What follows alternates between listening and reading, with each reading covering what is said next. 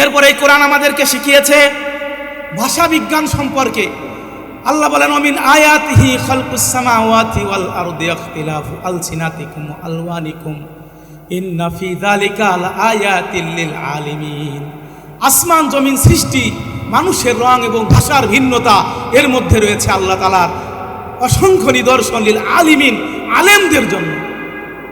সুতরাং মহাকাশ বিজ্ঞান, এই ভূগোল চর্চা করা, ভাষা বিজ্ঞান চর্চা করা, মানুষের রঙের ভিন্নতা এগুলো চর্চা করা, এই ফিলোলজি ভাষা বিজ্ঞান চর্চা করা, এগুলো ইসলামের শাস্ত্র, ঠিক কিনা? রাসূলুল্লাহ সাল্লাল্লাহু আলাইহি ওয়াসাল্লাম মক্কা থেকেই মদিনায় এসেছেন।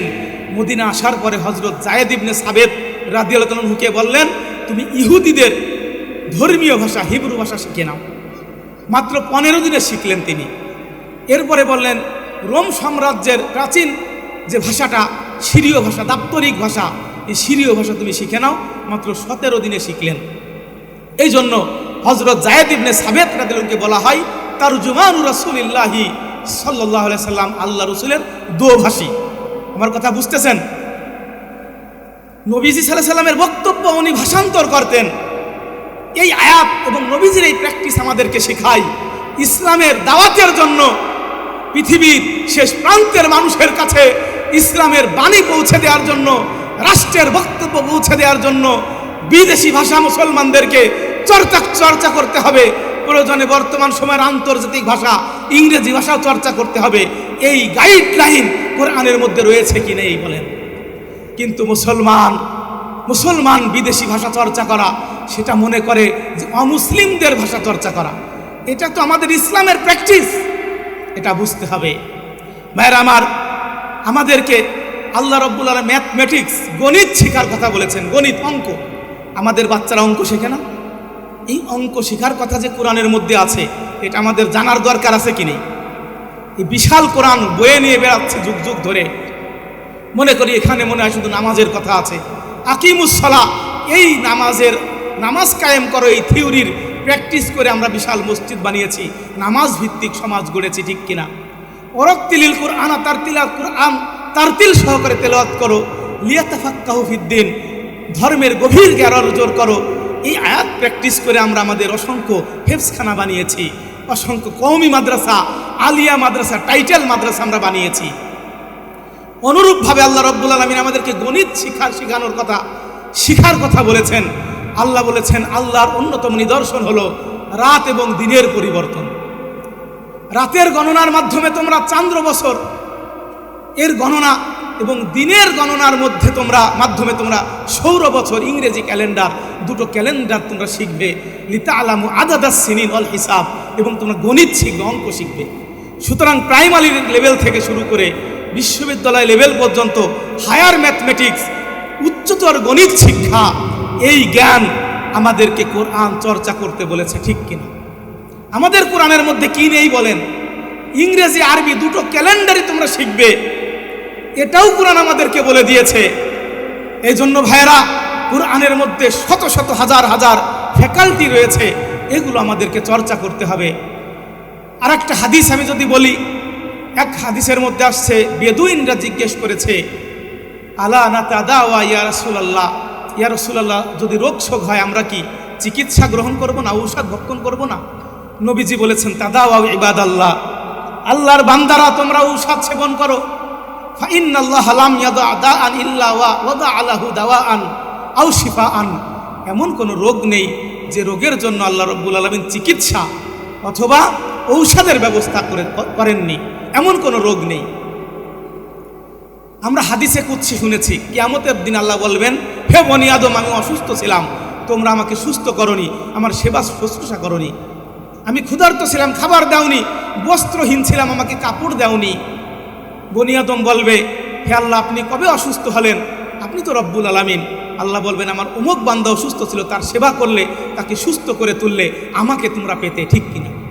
তাহলে একজন ডাক্তারের গুরুত্ব, একজন চিকিৎসকের গুরুত্ব, একজন মেডিকেল সায়েন্টিস্টের গুরুত্ব কত ইসলামের মধ্যে এই আয়াত দ্বারা বোঝা যায়, ঠিক কিনা বলেন? এজন্য ভাইরা আমার, হীনমন্যতার কোনো কারণ নাই যে চিকিৎসা বিজ্ঞান, মেডিকেল সায়েন্স এইটা সম্ভবত আমাদের ইসলামের মধ্যে নেই। এই রকম ভুলভাল কোনো ব্যাখ্যা ইসলামের মধ্যে প্রবেশ করানোর, ঢুকানোর কোনো সুযোগ নেই, ঠিক কিনা বলেন? এই জন্য ইসলামকে ইসলামের উদার জায়গা থেকে চর্চা করতে হবে। মুসলমান যদি আজকে কোরআনকে, ইসলামকে সংকীর্ণ করে ফেলে, মুসলমানদেরই ক্ষতি। মুসলমান জীবন থেকে, সমাজ থেকে বিচ্ছিন্ন হয়ে বৈরাগী হয়ে যাবে, বৈরাগী হয়ে যাবে। বৈরাগ্যবাদের কোনো সুযোগ ইসলামের মধ্যে নেই। ভাইরা আমার, আমাদের এই সামনে বিশ্ব রোডের ওই পাশে একটা কলেজ আছে, টেক্সটাইল কলেজ, আছে কি নেই? এই টেক্সটাইল কলেজে এখানে যে জ্ঞানটা শেখানো হয় সেটা যে ইসলামের শিক্ষা, সেটা যে সরাসরি কোরআনের শিক্ষা, তা কি আমরা জানি? আল্লাহ রাব্বুল আলামিন বলেছেন, ইয়া বানি আদম কদ আনজালনা আলাইকুম লিবাসা, হে বনি আদম, আমি তোমাদের জন্য লিবাস নাজিল করেছি, ইউয়ারি সাওআতিকুম, যে লিবাস তোমাদের সতর ঢেকে দেই, ও রিশা, তোমাদেরকে সাজসজ্জা দিয়েছি, ও লিবাসুত তাকওয়া যালিকা খাইর, এবং তাকওয়ার পোশাকই সর্বোত্তম পোশাক।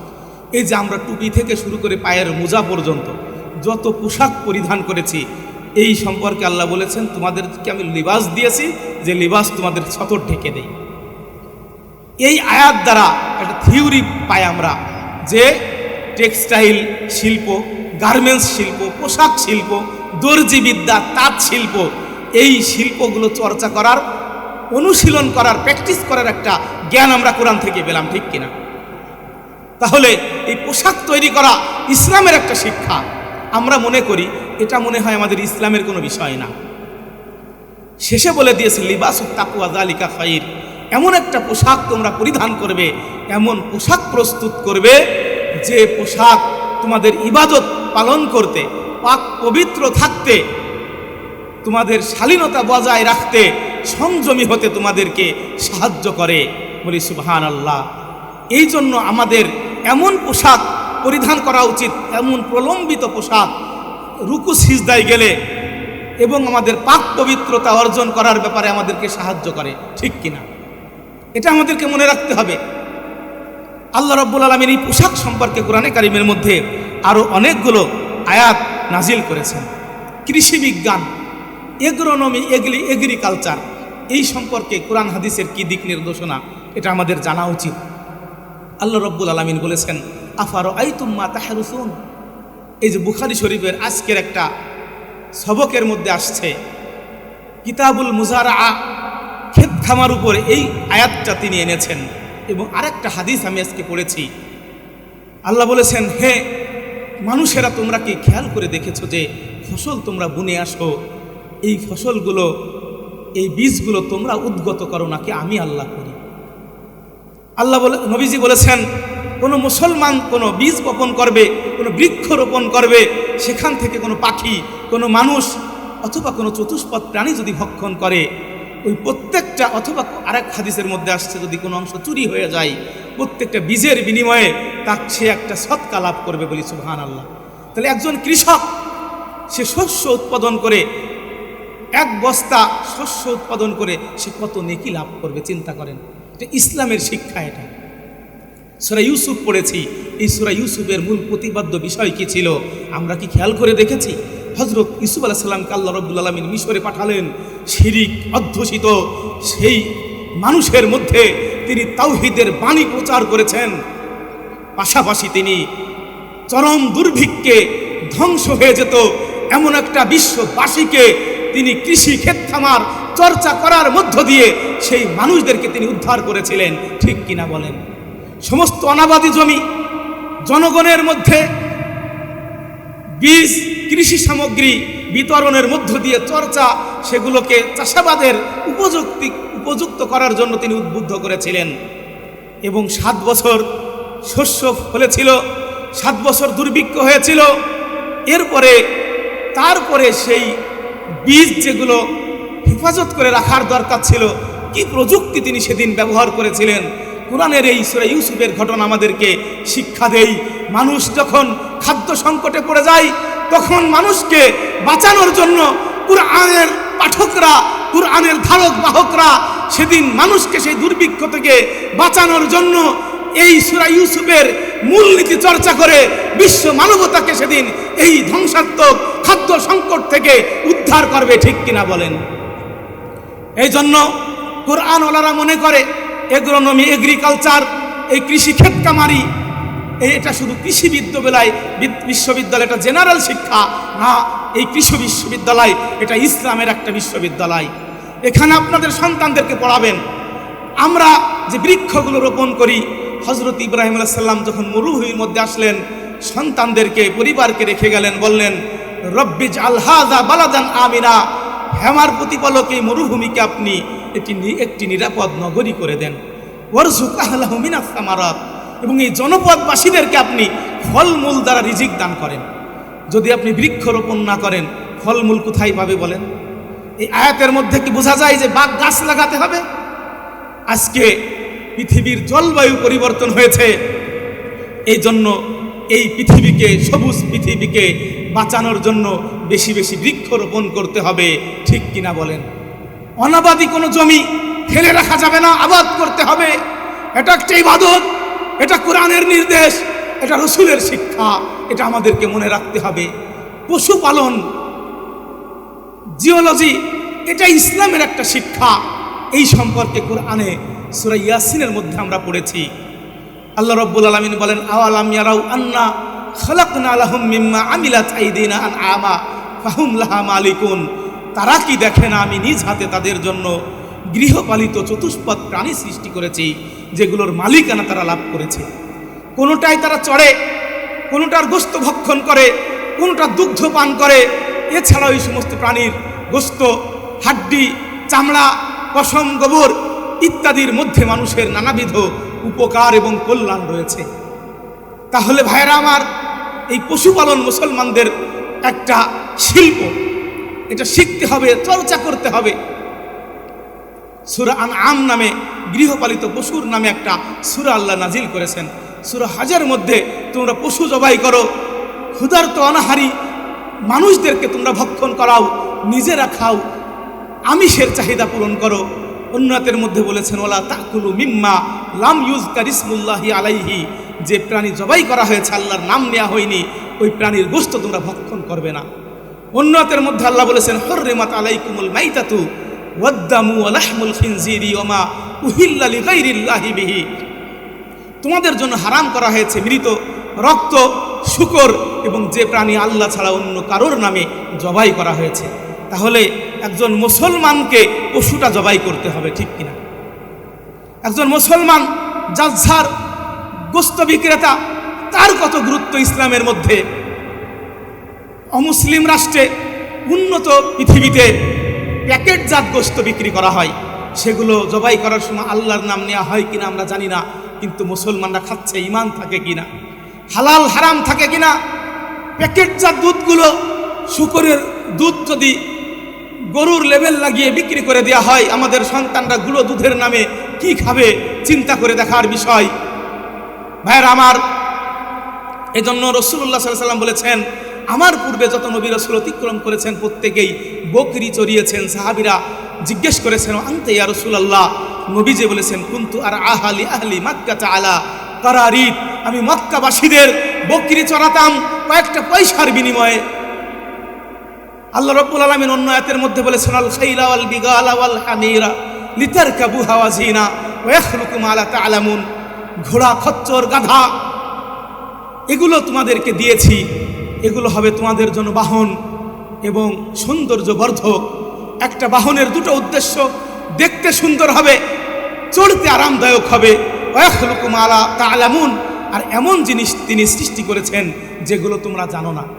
তাহলে উন্নত মানের যানবাহনগুলো, এগুলো ভবিষ্যতে তৈরি হবে। এই ভবিষ্যৎবাণীও কুরআনের এই আয়াতের মধ্যে দিয়ে দিয়েছেন আল্লাহ তাআলা, এবং বলেছেন যানবাহনে যখন চড়বে তখন তোমরা দোয়া করবে, সুবহানাল্লাযী সাখখারা লানা, সুবহানাল্লাযী সাখখারা লানা হাযা ওয়া মা কুন্না লাহু মুকরিনিন ওয়া ইন্না ইলা রাব্বিনা লামুনকালিবুন। পবিত্র, বিস্ময়কর সেই সত্তা যিনি এই বাহনকে আমাদের অনুগত করে দিয়েছেন, এগুলোকে নিয়ন্ত্রণ করার শক্তি সক্ষমতা আমাদের ছিল না। প্রতি মুহূর্তে আমরা আল্লাহর কাছেই ফিরে যাচ্ছি। তাহলে ভাইরা, এই আয়াত দ্বারা বোঝা যায় যে যানবাহন নির্মাতা যে প্রতিষ্ঠানগুলো আছে এই প্রতিষ্ঠানগুলো আজকে থাকার দরকার ছিল কোরআনের থিওরির প্র্যাকটিস অনুশীলন হিসেবে মুসলমানদের, ঠিক কিনা? কিন্তু মুসলমানরা মনে করে যানবাহন এগুলো তৈরি করাটা ইসলামের কোনো শিল্প না, এই টেকনোলজি প্রযুক্তিটা ইসলামের না। তাহলে কোরআন হাদিসের যথাযথ দৃষ্টিভঙ্গি থেকে কত দূরে সরে গিয়েছি আমরা।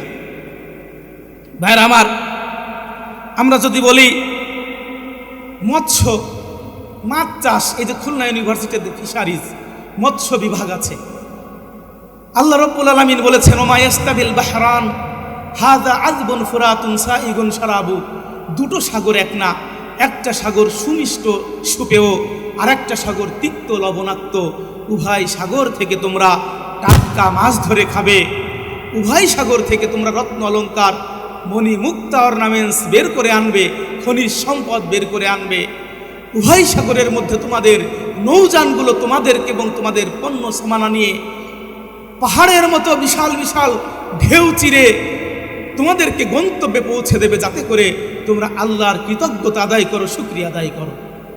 সুবহানাল্লাহ, একটা আয়াতের মধ্যে বিশ্ববিদ্যালয় লেভেলের তিনটে থিওরি চর্চা করা হয়েছে, থিওরির প্র্যাকটিস এখানে করতে বলা হয়েছে। একজন মুসলমান গভীর সমুদ্র থেকে মাছ শিকার করবে, নদীতে হাওড় বাওড় পুকুরে অল্প জায়গায় অল্প সময়ে উন্নত প্রযুক্তি ব্যবহার করে দেশের মানুষের চাহিদা, আমিষের চাহিদা পূরণ করে দেশের বাইরে রপ্তানি করতে পারে এমন প্রযুক্তি ব্যবহার করে মাছ চাষ করবে। এই সংবিধান, এই থিওরি আমাদেরকে কোরআন দিয়েছে কিনা বলেন? কোরআন নাজিল হয়েছে মরুর মানুষদের উপরে, সেখানে সাগরের কথা বলা হয়েছে, নেভি নৌযানগুলো মুসলমানদের নিয়ন্ত্রণে থাকবে। সাগর মুসলমানদের নিয়ন্ত্রণে যদি থাকে, পৃথিবীর কোনো শক্তি নেই মুসলমানদের পরে বিজয়ী হওয়ার, ঠিক কিনা বলেন? এবং সয়েল সায়েন্স, মৃত্তিকা বিজ্ঞান খুলনা বিশ্ববিদ্যালয়ের একটা শাস্ত্র, সেটাও এই আয়াতের মধ্যে বলা হয়েছে যে সাগরের নিচে মাটির তলদেশে খনিজ সম্পদ রয়েছে, ঠিক কিনা বলেন? এজন্য আমাদের এই কোরআন সর্বশ্রেষ্ঠ। এই কোরআন যে জাতি লাভ করেছে, এই কোরআনের প্র্যাকটিস অনুশীলন যদি সীমিত করে ফেলে, সংযোজন বিয়োজন করে ফেলে, সেই জাতি কখনো পৃথিবীতে সফল হতে পারে না, ঠিক কিনা বলেন? এরপরে এই কোরআন আমাদেরকে শিখিয়েছে ভাষা বিজ্ঞান সম্পর্কে। আল্লাহ বলেন ওমিন আয়াতিহি খালকুস সামাওয়াতি ওয়াল আরদি ইখতিলাফু আলসিনাতিকুম ওয়া আলওয়ানিকুম ইন্না ফি যালিকা লাআয়াতিল লিল আলিমিন। আসমান জমিন সৃষ্টি, মানুষের রং এবং ভাষার ভিন্নতা, এর মধ্যে রয়েছে আল্লাহ তাআলার অসংখ্য নিদর্শন লিল আলিমিন, আলেমদের জন্য। সুতরাং মহাকাশ বিজ্ঞান, এই ভূগোল চর্চা করা, ভাষা বিজ্ঞান চর্চা করা, মানুষের রঙের ভিন্নতা এগুলো চর্চা করা, এই ফিলোলজি ভাষা বিজ্ঞান চর্চা করা, এগুলো ইসলামের শাস্ত্র, ঠিক কিনা? রাসূলুল্লাহ সাল্লাল্লাহু আলাইহি ওয়াসাল্লাম মক্কা থেকেই মদিনায় এসেছেন। মদিনা আসার পরে হযরত যায়েদ ইবনে সাবিত রাদিয়াল্লাহু তাআলা আনহুকে বললেন, তুমি ইহুদিদের ধর্মীয় ভাষা হিব্রু ভাষা শিখে নাও।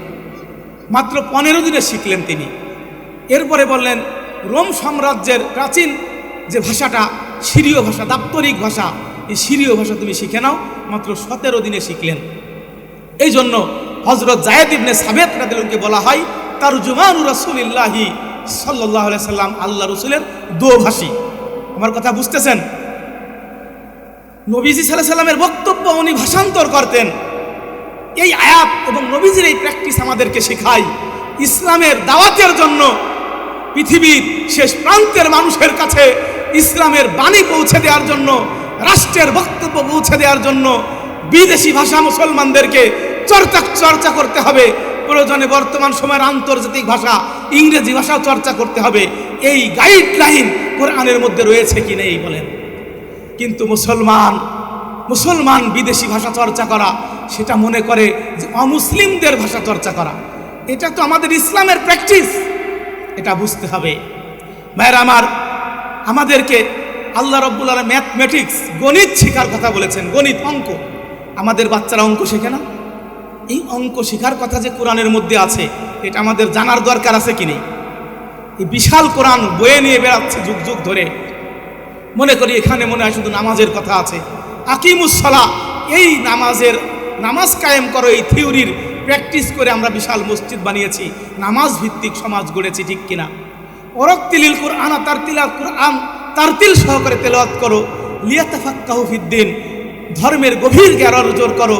এই আয়াত প্র্যাকটিস করে আমরা আমাদের অসংখ্য হেফজখানা বানিয়েছি, অসংখ্য কওমি মাদ্রাসা, আলিয়া মাদ্রাসা, টাইটেল মাদ্রাসা আমরা বানিয়েছি। অনুরূপভাবে আল্লাহ রাব্বুল আলামিন আমাদেরকে গণিত শিখার কথা বলেছেন। আল্লাহ বলেছেন আল্লাহর অন্যতম নিদর্শন হলো রাত এবং দিনের পরিবর্তন।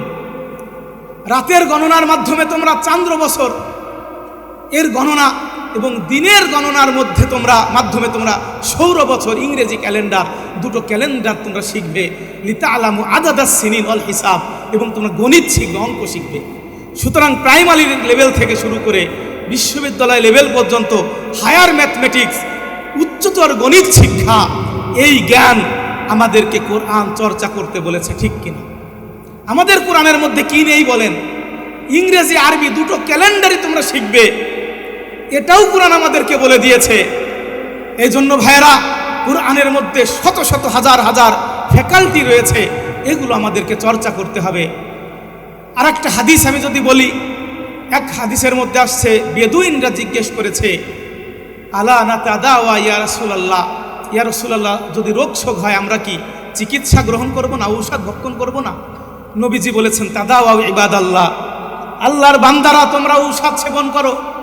ফাইন্নাল্লাহা লাম ইয়াদা দাআন ইল্লা ওয়াদা আলাহু দাওয়াআন আও শিফাআন, এমন কোনো রোগ নেই যে রোগের জন্য আল্লাহ রাব্বুল আলামিন চিকিৎসা অথবা ঔষধের ব্যবস্থা করেননি, এমন কোনো রোগ নেই। আমরা হাদিসে কুদসি শুনেছি, কিয়ামতের দিন আল্লাহ বলবেন, হে বনি আদম, আমি অসুস্থ ছিলাম, তোমরা আমাকে সুস্থ করনি, আমার সেবা শুশ্রূষা করনি। আমি ক্ষুধার্ত ছিলাম, খাবার দাওনি, বস্ত্রহীন ছিলাম, আমাকে কাপড় দাওনি।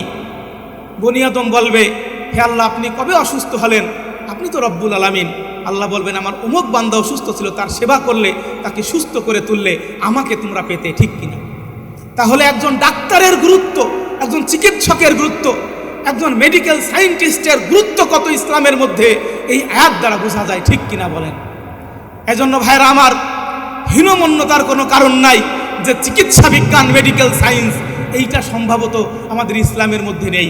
এই রকম ভুলভাল কোনো ব্যাখ্যা ইসলামের মধ্যে প্রবেশ করানোর, ঢুকানোর কোনো সুযোগ নেই, ঠিক কিনা বলেন? এই জন্য ইসলামকে ইসলামের উদার জায়গা থেকে চর্চা করতে হবে। মুসলমান যদি আজকে কোরআনকে, ইসলামকে সংকীর্ণ করে ফেলে, মুসলমানদেরই ক্ষতি। মুসলমান জীবন থেকে, সমাজ থেকে বিচ্ছিন্ন হয়ে বৈরাগী হয়ে যাবে। বৈরাগ্যবাদের কোনো সুযোগ ইসলামের মধ্যে নেই। ভাইরা আমার, মহাকাশ বিজ্ঞান, এই সম্পর্কে যদি আমরা কোরআন হাদিসের কিছু থিওরি তুলে ধরি, স্টিফেন হকিং, তার আগেও কয়েকজন বিজ্ঞানী বিগ ব্যাং থিওরি আবিষ্কার করেছেন। কোরআনের সূরা আম্বিয়ার 30 নম্বর আয়াতের মধ্যে আল্লাহ তাআলা বলেন, আওয়ালাম ইয়ারাল্লাযীনা কাফারু আন্নাস সামাওয়াতি ওয়াল আরদা কানাতা রাতকান ফাফাতাকনাহুমা ওয়াজআলনা মিনাল মাই কুল্লা শাইইন হাইয়িন আফালা ইউমিনুন। কাফেররা কি দেখে না আমি আকাশ এবং পৃথিবী একীভূত ছিল, আমি এই দুর্মধ্যের মধ্যে বিস্ফোরণ ঘটালাম, আর পানি দিয়ে আমি প্রত্যেকটি প্রাণকে সৃষ্টি করেছি। 1450 বছর আগে কুরআন বলে দিচ্ছে আকাশ এবং পৃথিবীকে বিভক্ত করা হয়েছে। সূরা ওয়াকিয়ার মধ্যে আল্লাহ বলেছেন, ফালা উকসিমু বিমাওয়াকিন নুজুম ওয়া ইন্নাহু লাকাসামুল লাউ তাআলামুন আযীম। যেখানে নক্ষত্রগুলো পতিত হয়ে ধ্বংস হয়, সেই নক্ষত্র পতিত হওয়ার গর্তের কসম করতেছি, আর এটা বিশাল জিনিসের কসম করলাম যদি তোমরা জানতে। বিজ্ঞানীরা আবিষ্কার করেছে যে মহাকাশের মধ্যে বিশাল বিশাল গহ্বর রয়েছে। সেই গহ্বরের গ্র্যাভিটেশন, মধ্যাকর্ষণ শক্তি এত বেশি যে তার ধারে কাছে যখন কোনো নক্ষত্র আসে, দুমড়ে মুচড়ে মুহূর্তের মধ্যে সেই নক্ষত্র ধ্বংস হয়ে যায়। পৃথিবীর চেয়ে কোটি কোটি গুণ বড় এক একটা নক্ষত্র, সেই স্থানের কসম করেছে কোরআন। এরপরে আরেকটা আয়াতের মধ্যে আল্লাহ বলেন, ওয়াজআলনা সামাআ সাকফাম মাহফুজা ওয়া হুম আন আয়াতিহা মুরিদুন। এই মহাশূন্যকে আমি করেছি সুরক্ষিত ছাদ। তারা এই আকাশের নিদর্শন থেকে বিমুখ হয়ে আছে। ভাইরা আমার, 7 আসমান এটা তো আছেই। এই আয়াত নিয়ে বিজ্ঞানীরা হাসাহাসি করতো আগে, কিন্তু এখন আবিষ্কার করেছে বিজ্ঞানীরা। 9-10 বইয়ের মধ্যে দেখবেন বায়ুমণ্ডলের 6টা স্তরের কথা বলা আছে।